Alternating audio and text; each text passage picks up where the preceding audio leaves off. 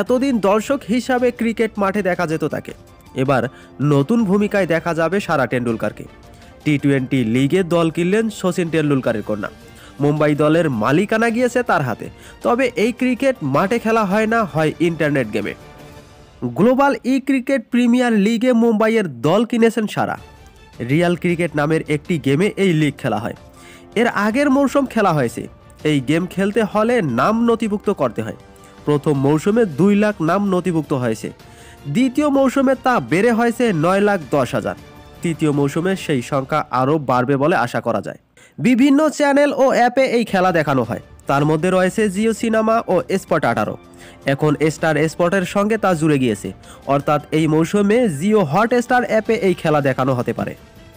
Cricket পরিবারের সদস্য হয়ে ক্রিকেটের নতুন দায়িত্ব নিয়ে খুশি সারা।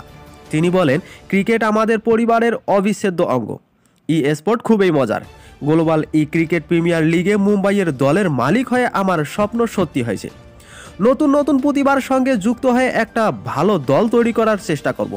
আশা করছি সামনের দিনে আরও অনেকে এই খেলায় উৎসাহিত হবে। অবসর নেওয়ার পরেও খেলা ছাড়েননি শচীন।